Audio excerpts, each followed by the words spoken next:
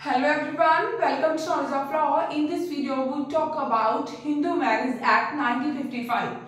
Guys, Hindu marriage act में हमने आपके साथ सेक्शन 1 से लेके सेक्शन 24 तक वन बाय वन आपके साथ डिस्कस किया है. In this video we talk about section 25.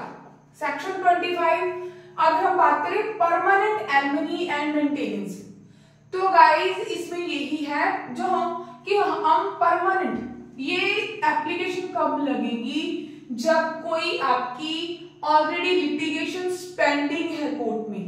ठीक, आपके लिटिगेशन क्या है गाइस, पेंडिंग है कोर्ट में, तब क्या है उसका परमानेंट एलिमनी भी सेट हो सकती है. अगर हम बात करें सेक्शन 24 की, सेक्शन 24 क्या था गाइस, ये देखिए सेक्शन 24 था maintenance pendant light and expensive of proceedings. इसमें क्या था कि अगर लिटिगेशन कोई पेंडिंग है, ठीक, सेक्शन 24 में यही बात थी. पहले आपको सेक्शन 24 कंफर्म होगा तो आपको 25 भी हो जाएगा, डिफरेंट बिटवीन.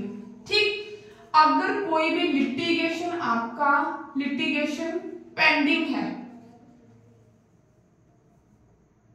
ये पेंडिंग है, ठीक, तब क्या है उसमें हस्बैंड या वाइफ दोनों, सेक्शन 24 में क्या है गाइस, हस्बैंड भी मेंटेनेंस क्लेम कर सकता है.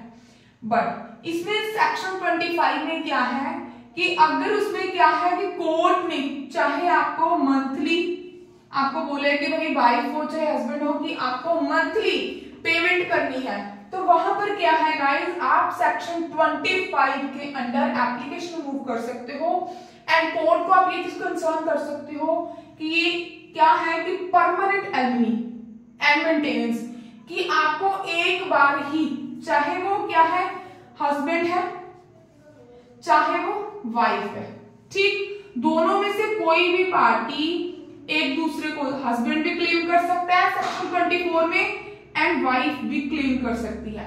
ठीक, ये डायरेक्ट एप्लीकेशन नहीं लगेगी गाइस, जो आपके लिटिगेशन पेंडिंग है उसके बीच ही एप्लीकेशन आपकी ये वाली मूव होती है. तो उसमें क्या है सेक्शन 24 में अगर उन्होंने बोला कि हाँ भाई, चाहे मान लो वाइफ को जहां पर मैंने बोला कि आप हस्बैंड को मेंटेनेंस करो, कितना मंथली बोला, मंथली 4000 रुपए. ठीक, अभी वाइफ क्या बोल रही है कि भाई मुझे 4000 रुपया मंथली देना पड़ेगा, ऐसा ऐसा.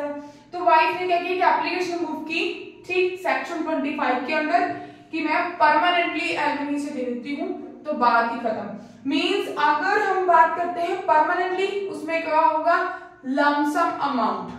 ठीक, तो ये चीज है हमारे सेक्शन 25 में. Now let's start. सेक्शन 25 के 3 सबसेक्शंस हैं और बात करते हैं फर्स्ट सबसेक्शन 1 की. इसमें क्या होता है कि at the time of the passing order, कोई भी डिग्री जब ऑर्डर पास होता है, जब कोई डिग्री पास आउट होती है, तो उसमें क्या है एट एनी टाइम, कोई भी उस टाइम पर क्या है subsequent an application made to it for their purpose by either husband या वाइफ. इसमें क्या है कि जब कोर्ट डिग्री पास कर देती है, उसके बाद क्या है, कोर्ट डिग्री पास करती है, उसके बाद उस एप्लीकेशन के ऊपर चाहे वो हस्बैंड हो चाहे वाइफ हो, उसे क्या है गाइस, ग्रॉस सम, ठीक, लमसम अमाउंट जिसे हम बोल रहे हैं लमसम अमाउंट. मान लो हस्बैंड का यहाँ पर कितना एक्सपेंसेस लगा है मंथली 4000 रुपए, तो वाइफ क्या बोल रही है कि मैं इसे 5 लाख रुपया देके ही पूरा 5 लाख देके पूरा बात को खत्म कर देते हैं. चाहे हस्बैंड भी बोल सकता है, वाइफ भी बोल सकती है. सच मंथली मींस मंथली है, ये है पीरियडिकली सम मींस कुछ पीरियड के बाद पेमेंट करनी होगी. ये 3 यहाँ पर बताए गए हैं स्टार्ट. इस पर क्या है सबसेक्शन 2 क्या बोल रहा है कि if the court is satisfied, अगर कोर्ट सेटिस्फाइड होती है तो आप जो भी मेंटेनेंस कोर्ट ने आपको एलिमनी सेट की है, मेंटेनेंस सेट की है, उसमें चेंज करवा सकते हो. कैसे भाई, आप कोर्ट में क्या करोगे कि आप एप्लीकेशन मूव करोगे कि हाँ, मोस्टली हमने कोर्ट में यही देखा है कि जो वाइफ्स होती है वो एप्लीकेशन मूव करती है कि भाई हस्बैंड की जो इनकम है वो बढ़ गई है, हस्बैंड का जो बिजनेस है वो अच्छा हो गया है, तो हमारी जो मेंटेनेंस कोर्ट ने हमें जो ऑर्डर किया था मेंटेनेंस का, वो बहुत कम किया था. तो अब क्या है कि जब हस्बैंड अच्छी लग्जरी लाइफ जी रहा है, उसका बिजनेस जो है वो बढ़ गया है, तो कोर्ट को ये रिक्वेस्ट है कि जो हमारा मेंटेनेंस है उसे भी थोड़ा सा बढ़ा दिया जाए, ठीक, थोड़ा सा ज्यादा कर दिया जाए। तो गाइस इसी को जो वो चेंज करवा सकते हैं ईदर पार्टी। जो सेक्शन 24 में अगर एप्लीकेशन लगती है तो वो दोनों के ऊपर एप्लीकेबल होती है। यहाँ पर दोनों की बात हो रही है, चाहे हस्बैंड हो चाहे वाइफ हो। At any time after it has made, जब ऑर्डर पास आउट होता है सबसेक्शन 1 में, ठीक, वो चेंज क्या होगा, उसमें मॉडिफाई हो सकता है, उससे छुटकारा भी मिल सकता है। छुटकारा कैसे मिलेगा वो हमारे सबसेक्शन 3 में बताया गया है, ठीक। इसमें ये देखिए सबसेक्शन 3 में क्या है, अगर कोर्ट सेटिस्फाइड होती है कि वाइफ क्या है भाई, वाइफ ने रीमैरिज कर ली, ठीक, अभी क्या है, wife she has not remain chest, ठीक, यही चीज का आपको पता होगा, ये वाइफ के ऊपर एप्लीकेबल होता है।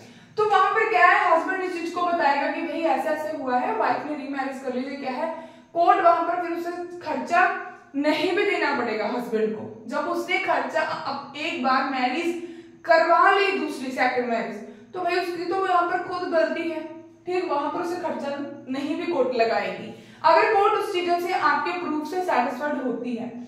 अगर यहाँ पर हस्बैंड है वो इंटरसेक्शन करता है